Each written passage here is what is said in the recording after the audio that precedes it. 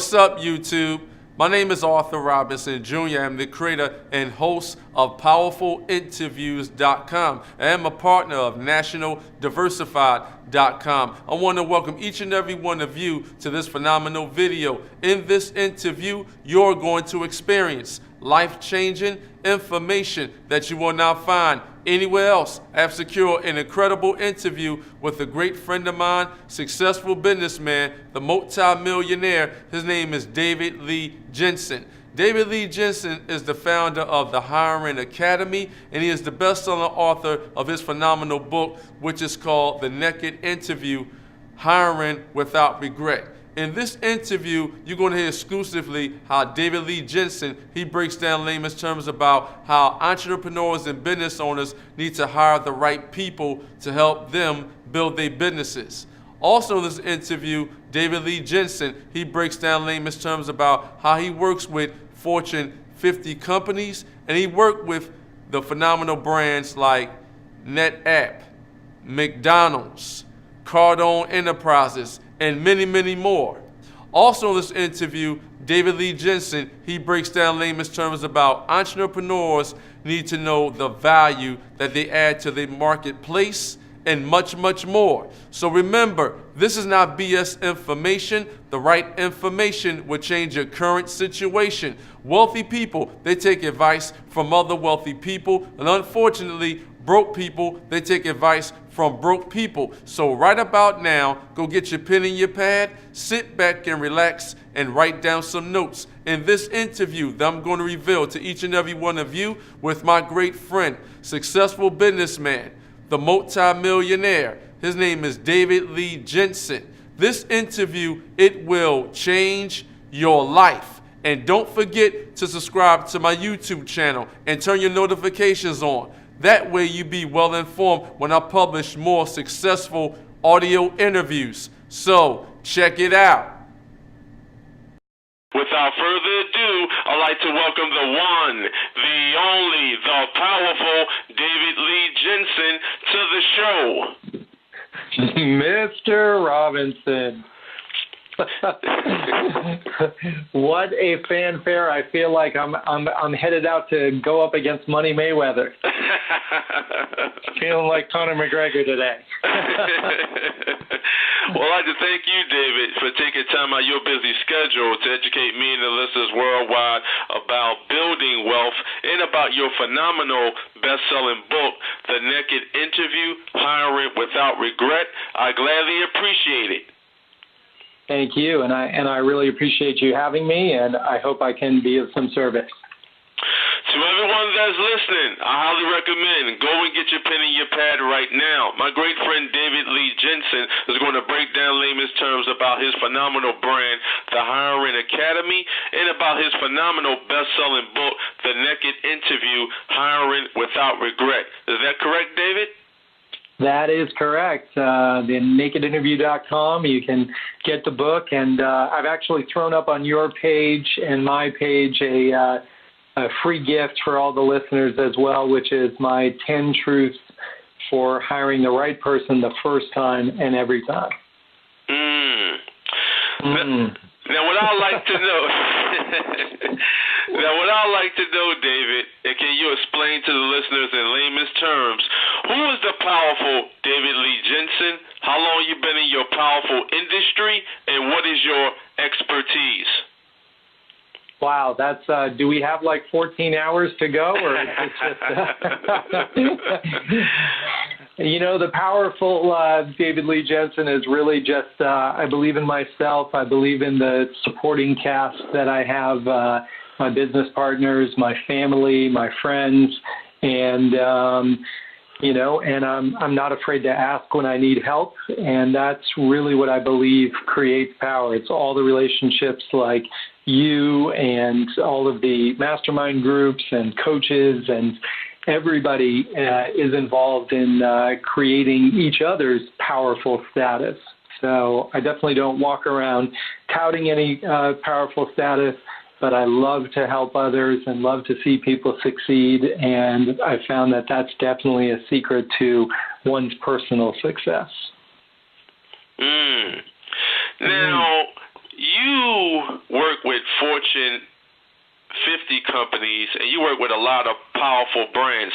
Can you explain to the audience about the brands you have worked with, and can you also explain to them about the other media outlets that you have been on? Sure. I mean, I write for the Huffington Post, which I was honored to be invited by Ariana Huffington herself to write for it. She called me the hiring guru. Wow. After hearing me talk at a conference.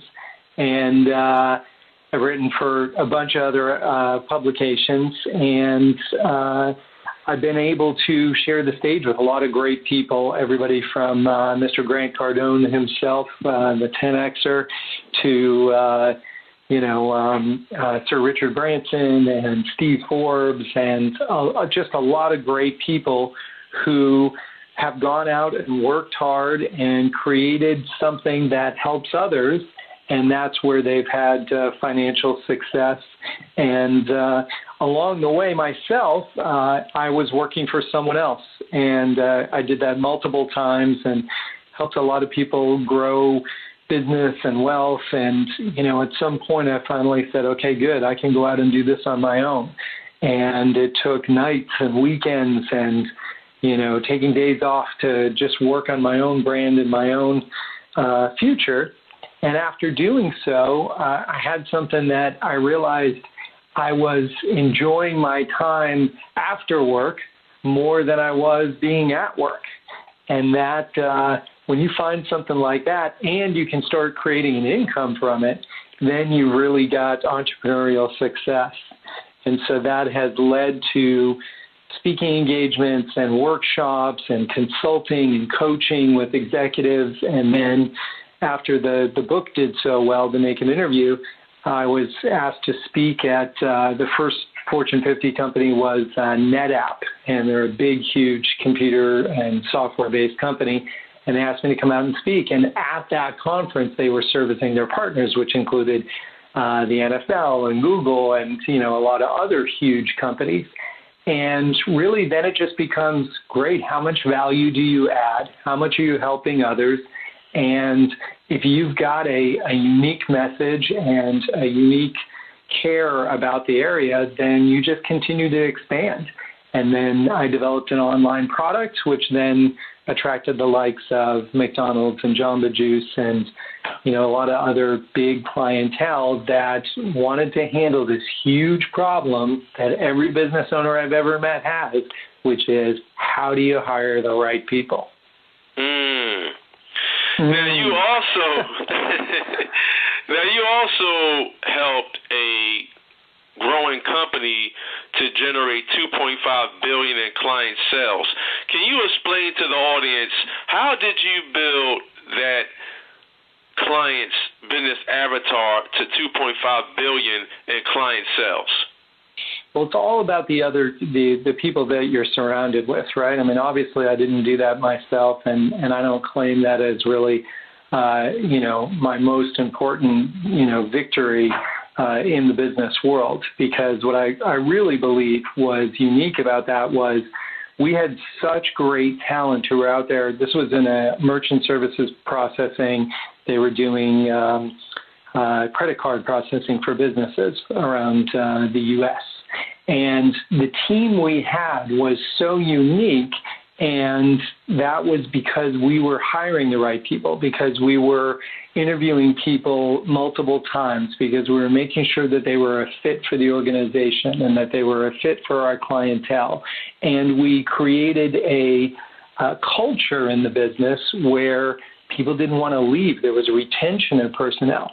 And that's truly the big victory. That's truly the unique gift that I like to share, which is the retention and the culture and the leadership that you and your listeners offer within their business is what's going to change the future trajectory of their companies. Wow. Now, you basically speak all over the world, and you educate entrepreneurs and business leaders about hiring the right people. Now, Dr. Brad Smart, he actually came on my show, and he wrote his best-selling book, which is called Top Grading. Top Grading. How to avoid costly mishires. Can you explain to the audience how can they actually not make costly mistakes by doing mishires? Well, I really think it's a matter of, applying a process, applying a system to hiring, really making sure that you have kind of set guidelines and rules. And you'll find that in Brad's material. You'll find that in, there are several leaders out there, everybody from Brian Tracy to Brad to, Dr. Tony Alessandro, who for the DISC profile. There's many people out there who talk about hiring the right people and who have processes. And I'm not saying by any way, shape, or form that mine is the only process that works. There are a lot of workable processes out there. But the key to business owners is picking one, grabbing onto it, and doing something about it, and actually implementing it in your business. Because that is the number one mistake, is that, and it's in my Hiring Truth, the first truth is be diligent, not desperate. Because business owners, when they need to hire somebody, they need somebody right now. And then they get desperate. The first guy who walks through the door with a big smile and a good-looking tie is hired right off the bat. But they never took the time to find out, reference checks, find out a little bit about the background, a little bit about the experience, and whether that's truly the right fit or whether they're going to miss out on an opportunity for someone else even better if they just took their time a bit more. So it's the process, and it's really being thorough about the process. Now, you give the best acknowledgments. I really have to give you credit. I appreciate it, David. Best acknowledgement. You know you're doing good if Arthur says, Well, I like to get more in-depth in the content, and I know you deliver outside-the-box content when it comes to hiring the right people. Now, what mistakes are you seeing that centers of influences are making when they are hiring A talent versus hiring C or D talent? All right. I think once is, the trickster, the foolster, the plastic personality, I sometimes call them, right? There's a lot of different, explanations for who or what that is. And, I've studied deeply into all sorts of different areas about who or what that is. And I think, I liken this often to like dating process, right? You could go out with a beautiful woman, or if you're a woman listening, you go out with a really cool guy. And that first date, they're always on their best behavior. They're always bringing flowers and pulling out chairs and opening doors. And, by the end of that date, you might want to have a second date with them, and you might think they're terrific and that this might last.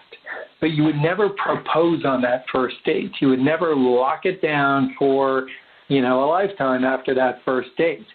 And why would you do that in a business scenario? You spend more time at work. You spend more of your future is tied to your business than anything else in the world. And so why would you just jump into that type of relationship after just the first date, or which is truly just the first interview?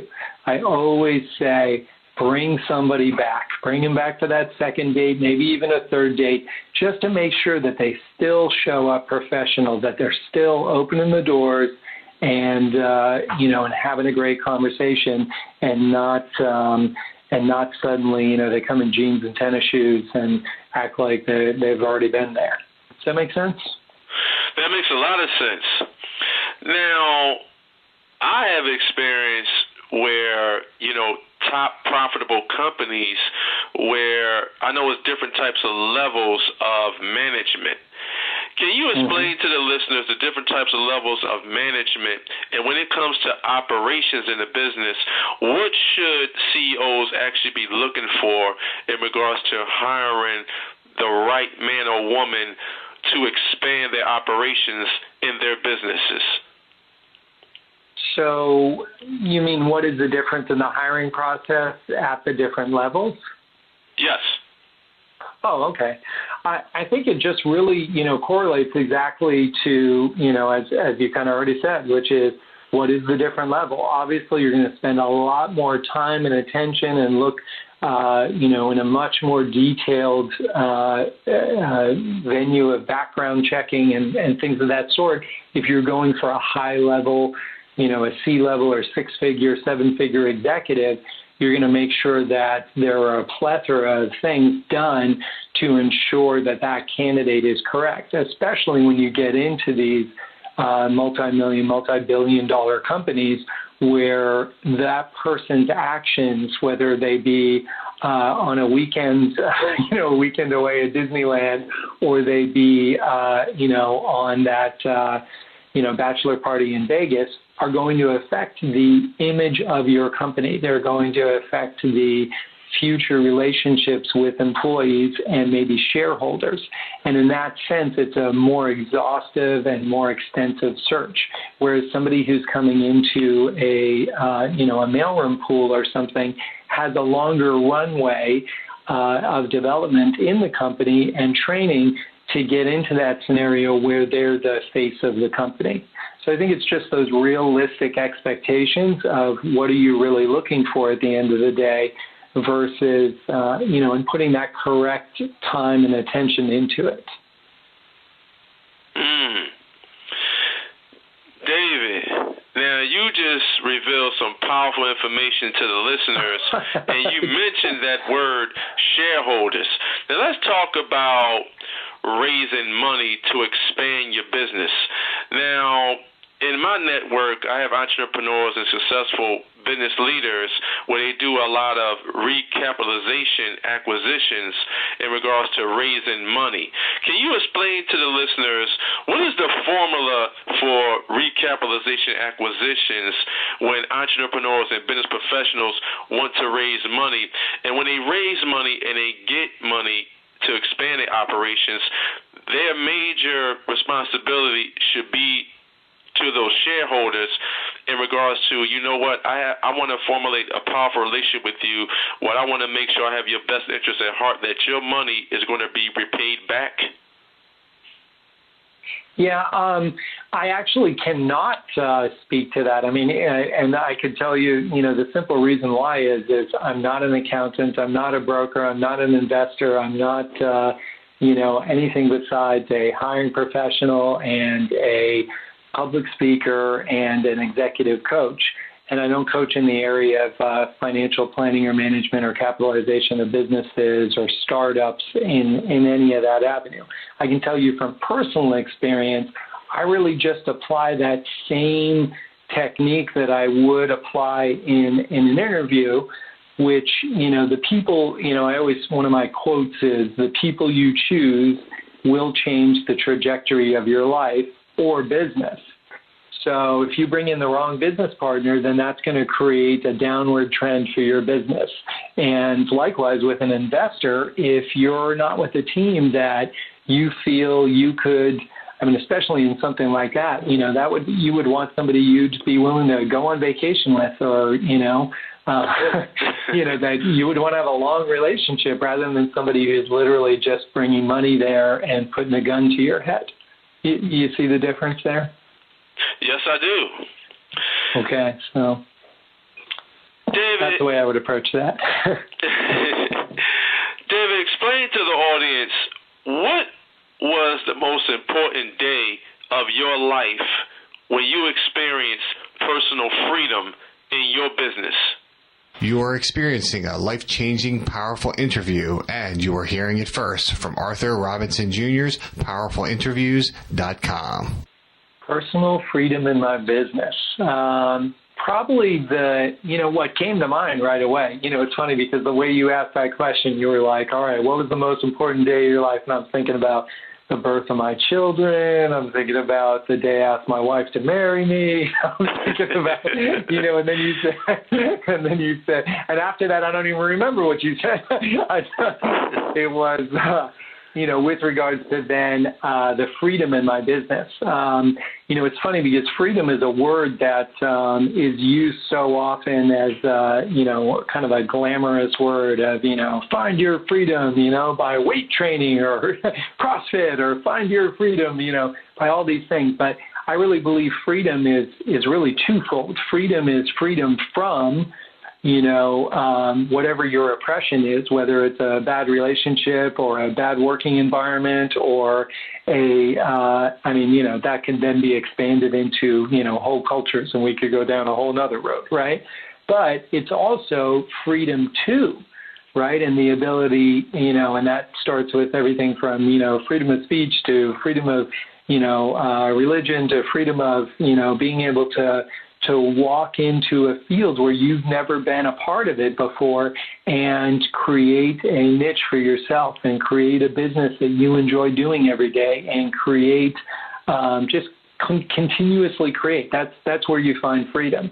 And so for me, the turning point was when I spoke to my wife about what was occurring with the business that, I was kind of dabbling in at the time, really unprofessionally, just kind of, I wrote some notes on hiring truths, and I wrote some experiences, and I wrote about my story, and I kind of was all putting it together. And then I remember the day I sat down with my wife, and she's a tough cookie. She was like, well, great. How will it make money? Great. How will you promote it? Great. How will you, she just kind of grilled me. And I got through that, and she smiled, and I smiled, and I was like, wow, we've got a business here.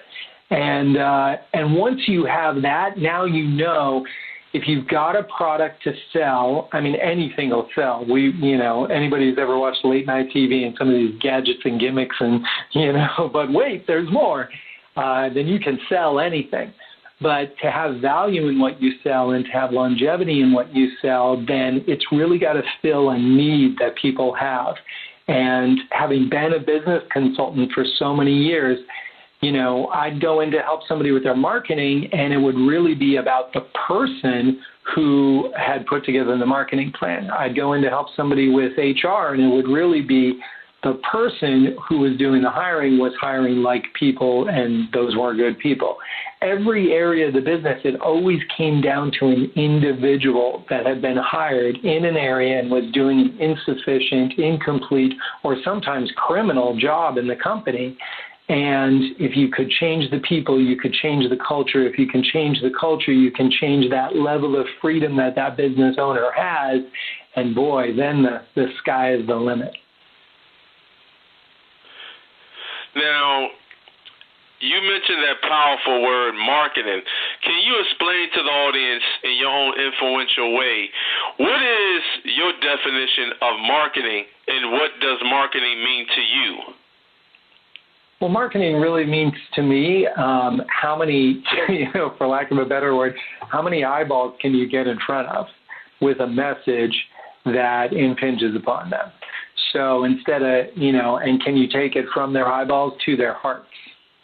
And if you can take it from their eyeballs to their hearts, then they're going to, take it to their feet or to their fingertips to buy online, right?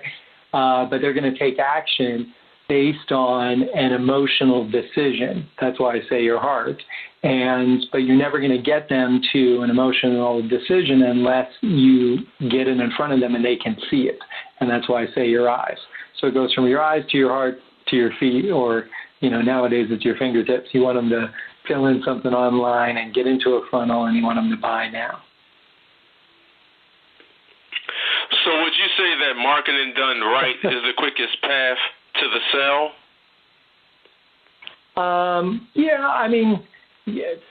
I don't know. It sounds like it. I got to say, that last question, nobody's ever asked me, so I've never really had to stop and define marketing before, and I kind of like that idea I came up with right off the tip of my tongue. David, let's talk about entrepreneurism. Now, The word entrepreneur, that means entrepreneur, and it's a Latin word. It was invented in the 15th century in France, and a gentleman by the name of John Baptist, he invented the word, and over 300 years later, that word still exists, which is entrepreneur. So entre means between, and pantra means to take. So it means to take lower productivity and increase it to higher productivity. Can you explain to the audience how you're increasing your productivity in your businesses? Wow, that is that's another one of those 14-hour long answers. But I really think it's funny. I was just on Grant Cardone's show on Grant Cardone GCTV the other day for Cardone University, and Grant asked me on his Ask the Pro show. He said, a very similar question about productivity and finding the right person to increase productivity in the business, and we both kind of together jinxed and said culture, right?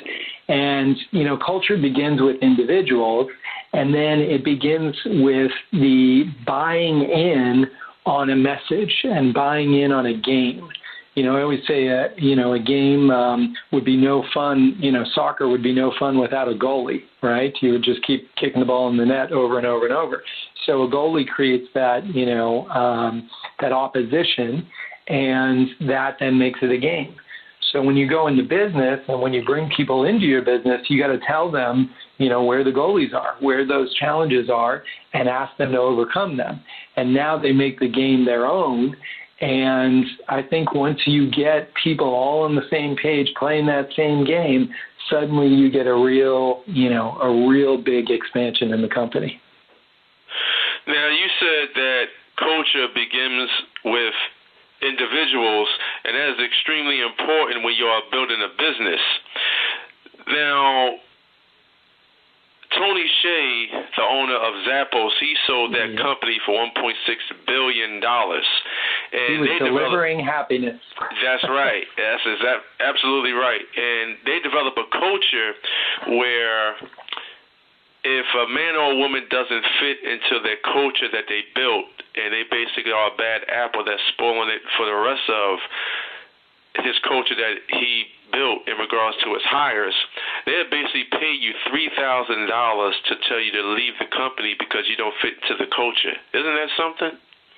Wow, that is one approach. Now, do you think that other companies should adopt that business model in regards to culture? Wow, I'm also not an HR attorney in any state of the union, so please don't take my advice, and implement it as policy and then turn on me, please.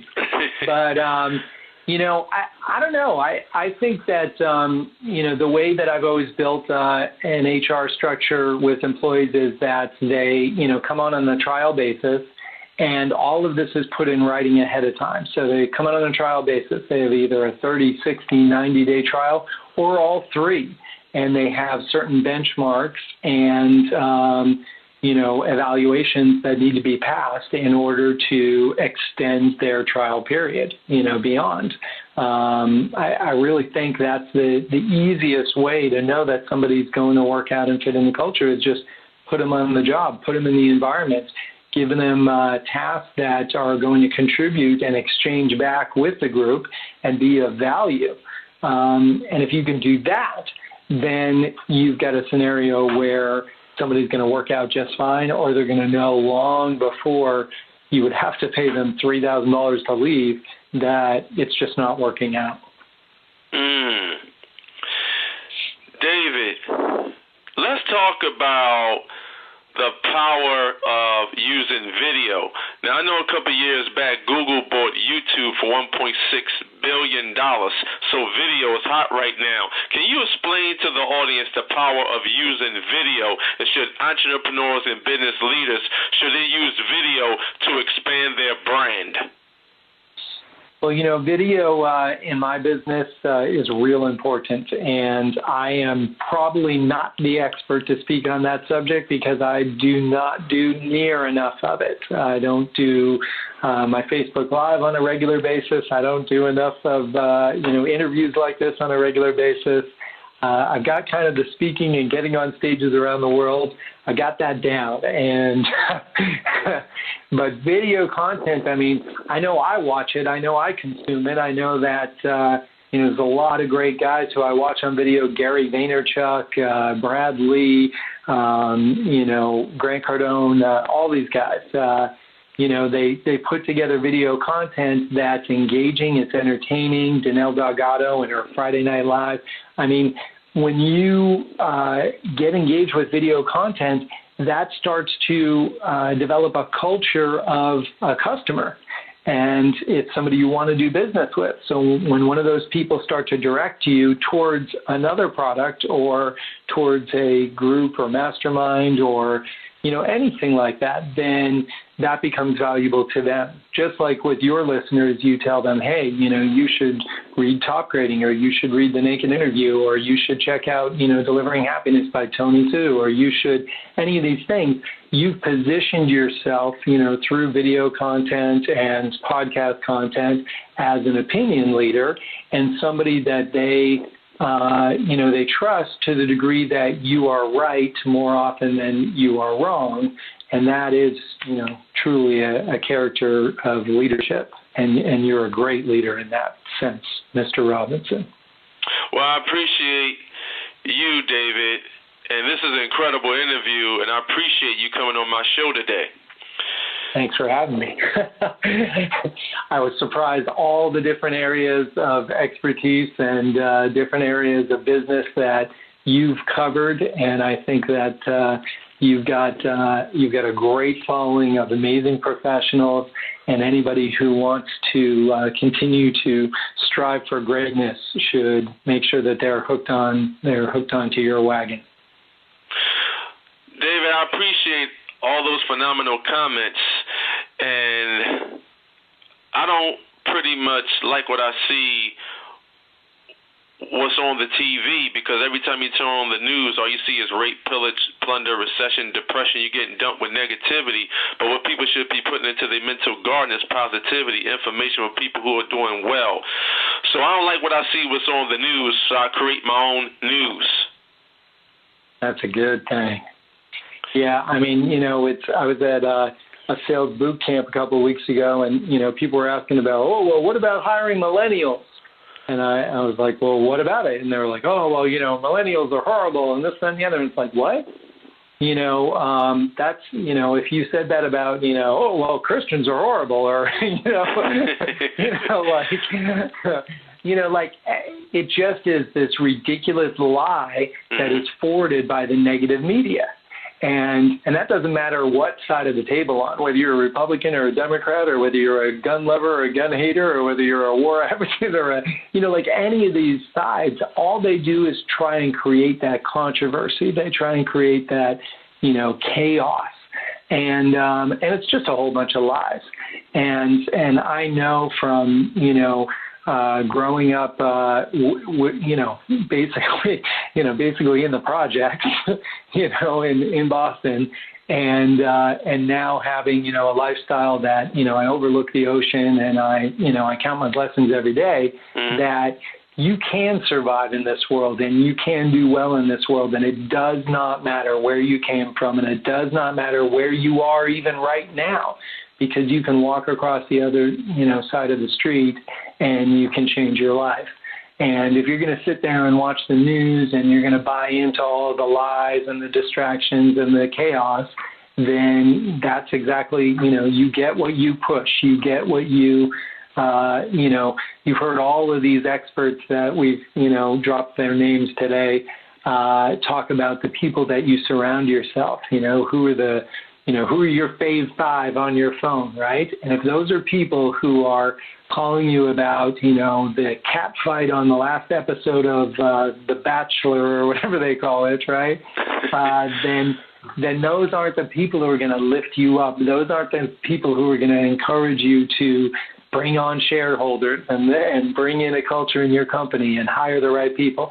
Those are people who are going to waste your time and your energy and are going to pull you down. So I think you hang out with the right people and you do what, our mutual friend Les Brown says, which is you shoot for the moon, and even if you miss, you're still amongst the stars. That is absolutely true.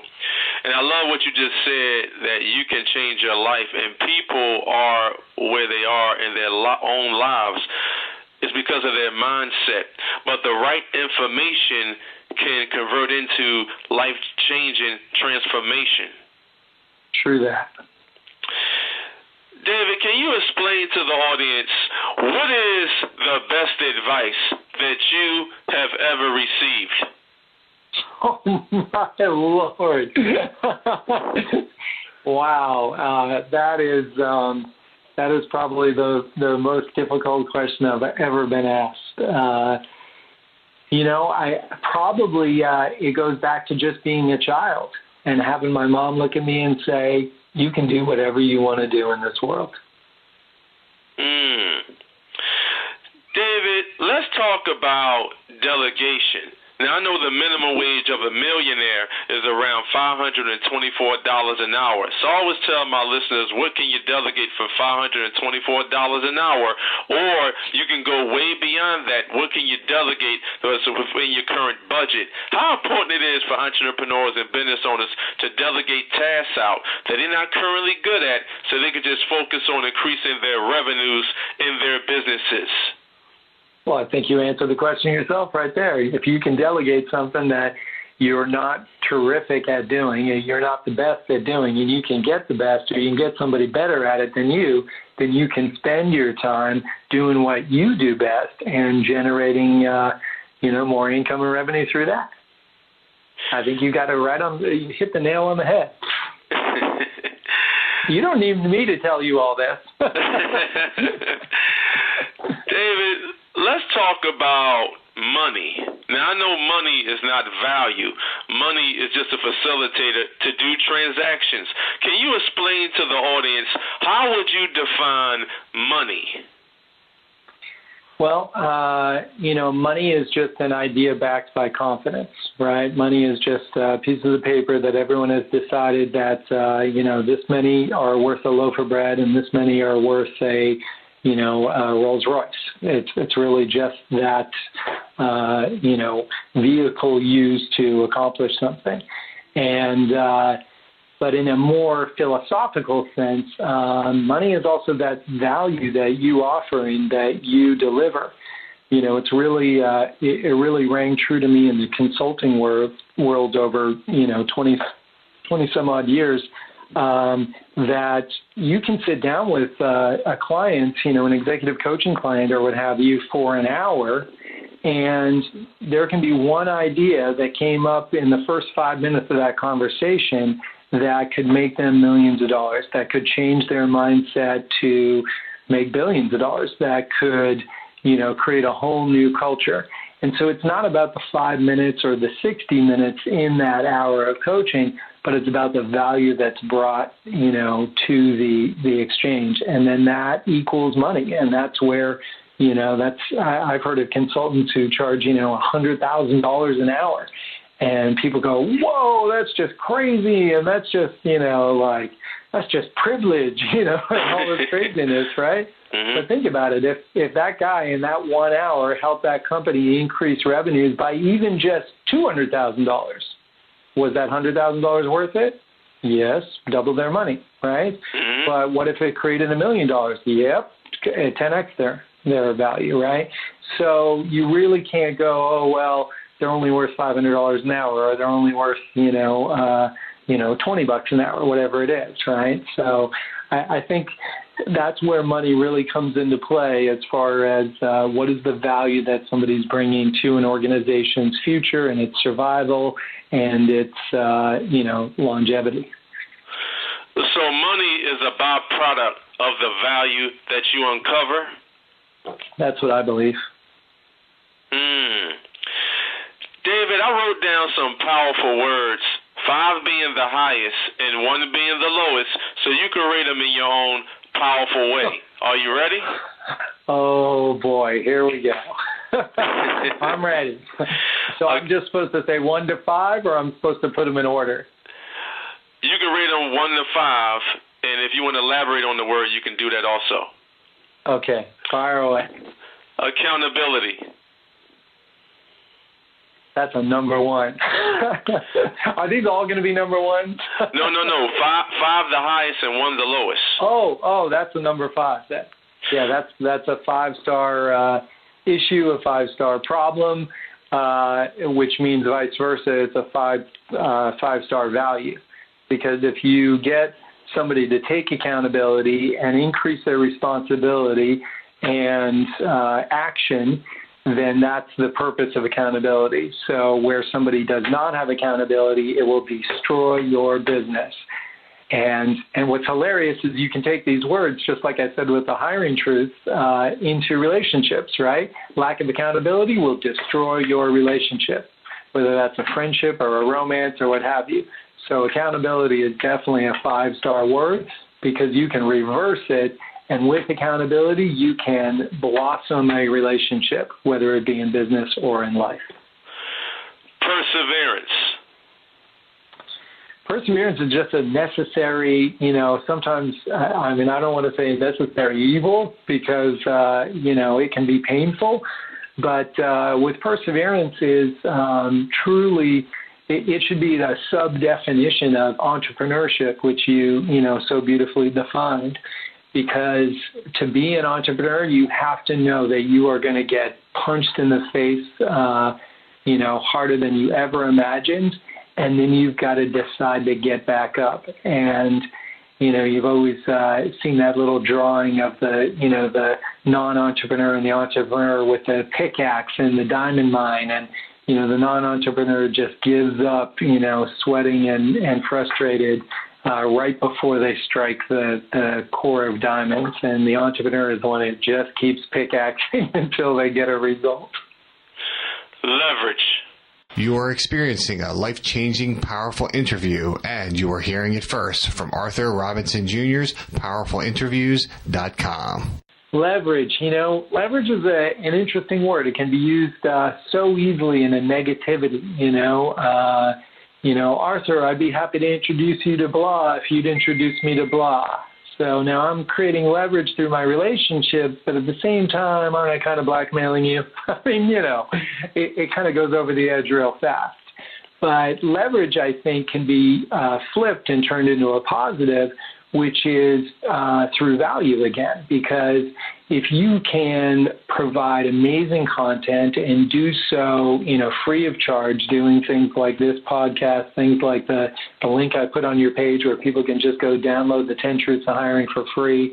Now you've created the leverage of, selflessness, caring, creating a tribe, and taking care of people, and delivering value. And value is leverage in that sense.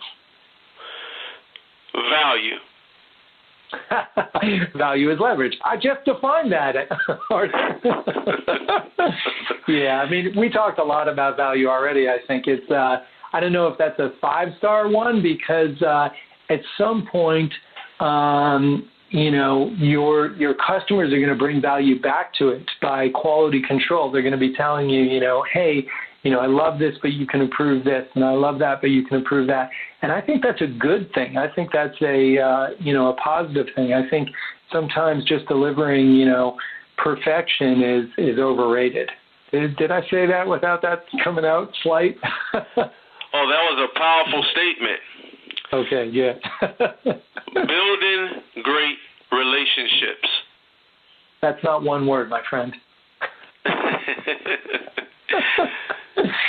You're right. Building great relationships. That comes in, under leverage as well. A lot of these are, leverage in the positive form and not the negative. I think that, you never want to share your relationships with somebody who doesn't bring as much value as you do, or is going to tarnish the value that you've brought to that relationship already, which is what created them, a great, valuable relationship. And so value is all about what you've delivered to that person that has helped them solve a problem or help them create a new avenue of revenue or help them, notice I'm saying help a lot. It's all about help. So value, what is it? It's help. Integrity. Integrity is the utmost. That's. Can we add a star to the 5? Can we make it a 5+ or a 6-star? Because integrity is really, that's what makes it so that you can go to sleep at night yourself, and look at yourself in the mirror and look at, what you've made your mark on the world as. That all comes back to integrity. And I think that, the most important thing, I say often on stage that, when I do, come to the day that I pass away, I really only want 2 words written on my gravestone. He helped. And if I can really live that every single day, then I know that I'm bringing integrity to those relationships that I create every day. Health is important, that's wow. It's funny how many of these I go, it's a necessary evil, right? So, I got up this morning, I hit the treadmill in the gym downstairs, and, and then I went about my day, and that is one of those things you got to do. It's nice because it gives me time to focus and take care of the body, and at the same time I get to listen to, great podcasts by, like Gary Vaynerchuk and Tim Ferriss and Arthur Robinson, just great people.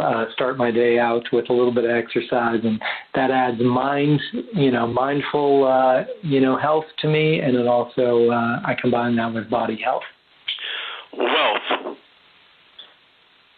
Wealth is that is the pinnacle of Mount Kilimanjaro, something that I and we are all climbing. I don't truly know wealth in the sense that literally if somebody dropped $1 billion in my bank account tomorrow, I really don't know how much I would change in my day-to-day activities. So I don't know wealth as as kind of that, verb of, achieving wealth or, the adjective. It's a really tough word to put my wits around because all I see wealth as is a continued vehicle to expand your value.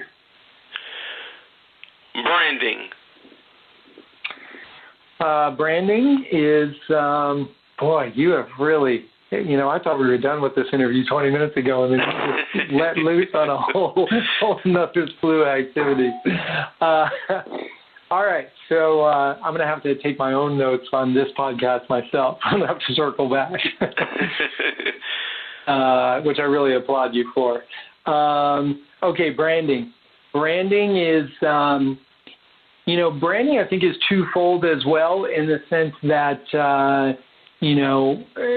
people talk about, you've got Nike and they're iconic because of the swoosh or Just Do It or, something of that sort. And you get McDonald's and, and Burger King's Have It Your Way and all of these things, right? But really before any of that, before any of those things existed that made these iconic branding moments was what we talked about before, which is delivering value into an area where somebody needed help or needed a problem solved or needed, some enrichment in their lives. I don't know if you saw that terrific movie called The Founder with Michael Keaton about McDonald's, but it's definitely worth watching.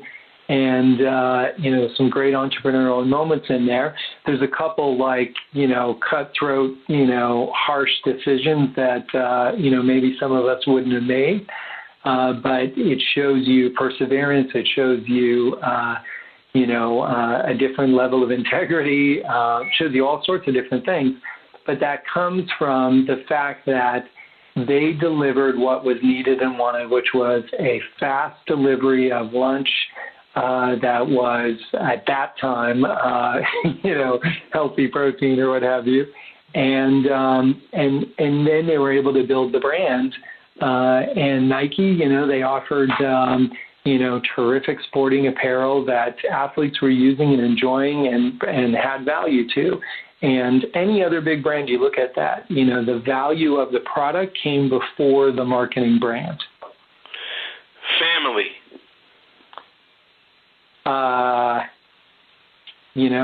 That's live or die. If you don't have family, and I don't mean this in the purest sense of, because people create family where they don't, where their mom and dad have passed or something of that sort. They create a family, whether it be through extended family or it be through friends that they've, had since childhood or something of that sort, just so that I don't mince words there. But family to me is, I've been happily married 25 years, and I have 2 teenage sons. And literally, I will walk in front of a train for any one of them, and I appreciate their advice and their counsel and their care, and I do everything I can to provide for them, health and security and, and love more than anything at all. Brainstorming is really important. I mean, that feels like what we're doing right here, right now, right? This is the Arthur Robinson. You can just change the name of all this. This is the Arthur Robinson Brainstorming. We're looking for that blue spark that starts the fire. So I think that's real important. Masterminding and getting coaching from others is really, really important. Why do something all by yourself when you could create a real group of professionals to help you do so? Purpose is what drives me every day. That's probably a 5+ star one as well. Purpose is that drive that if I had $1 for every time I woke up in the middle of the night and wrote something on that notepad by my table, or popped something into the notes app on my iPhone, or wrote something in ink on the palm of my hand, I'd be a quadrillionaire, right? Mm-hmm. It's all about that drive for creating value and exchange and help and just ideas. That's where purpose comes into play. We can narrow that down to your purpose is to, provide for your family or your customers or this, that, the other. But I'm talking about the big picture. The big picture is that entrepreneurial drive inside. That's where my purpose really lies. Leadership. Leadership is probably the not the byproduct of, but the other side of purpose, right? It's getting others to do your purpose, right? It's really just getting them to buy in on that and offering them, value in return for helping you expand. I take very good care of my salespeople and people who contribute to the business, and I do so because I'd rather have half of every dollar than 100% of no dollars, right? That's absolutely true. Mm-hmm. Revenue. Revenue is just a benchmark. It's a statistical evaluation of did you do better this week than you did the week before? All right, that was good. That was real good. Is that all your words? That's all my words. Now, did you just grab a dictionary and kind of flip to a page and choose a word, or did you have that pre-prepared? I had that pre-prepared. Okay, good. David, can you explain to the audience exactly where they can find you? Yeah, absolutely. DavidLeeJensen.com. That's me. DavidLeeJensen.com, or at David Lee Jensen on Instagram, Twitter, Facebook. I guess on Facebook it's David Lee Jensen Fan,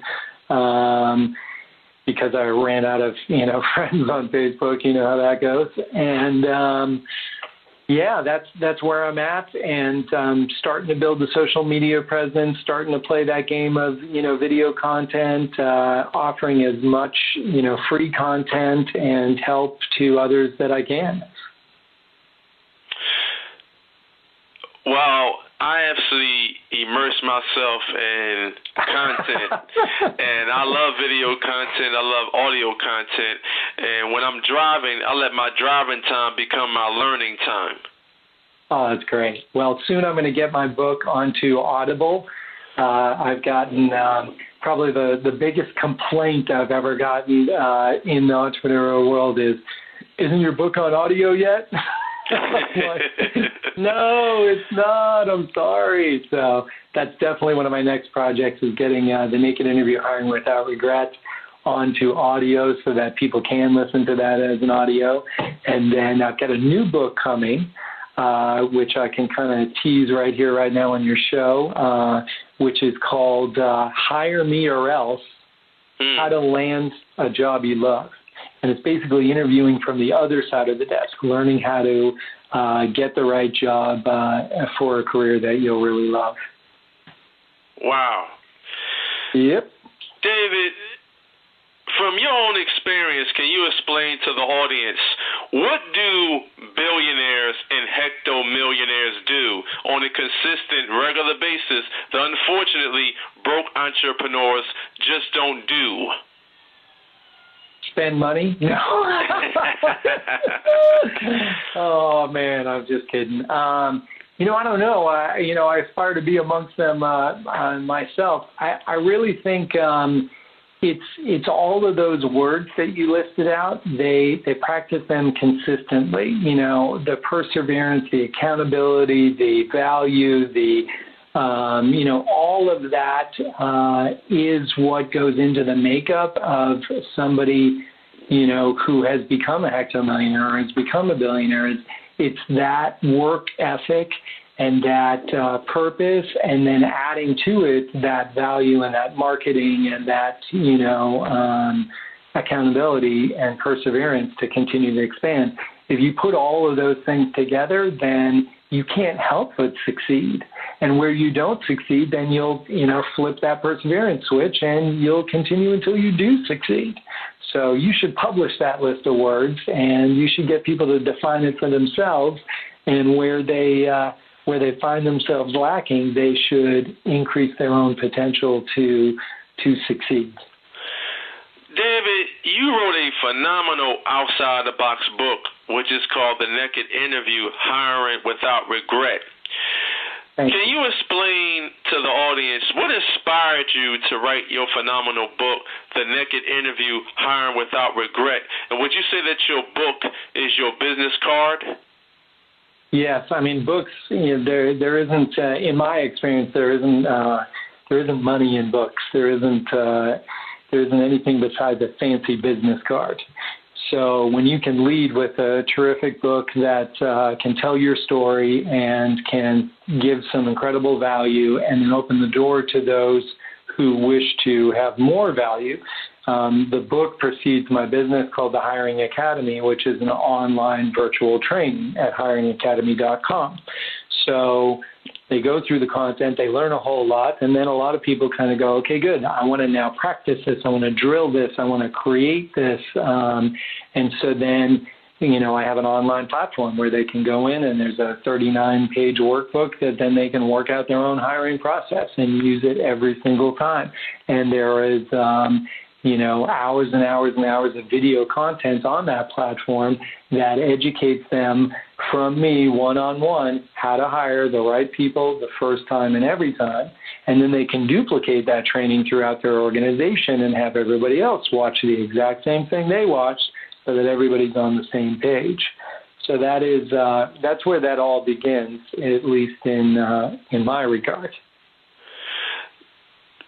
Now, can you explain to the audience, is it good to self-publish your book when you're coming out as a professional speaker and you're publishing your IP, which is your intellectual property, to the world? Yep. Is it good to self-publish your book, or should you get with a major publisher to publish your book if you can get an advance for your book? Well, let me ask you a question. If I gave you two paths to cross and one was covered in glass and one was smooth and cushy, which one would you take?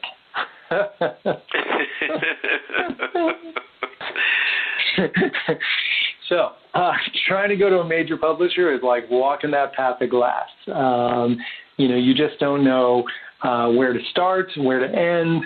As soon as you step on that first patch of glass, now you're crying and you're bleeding and you're, trying to get off, right? And that's why a lot of people don't make it down that path, because it is a painful experience.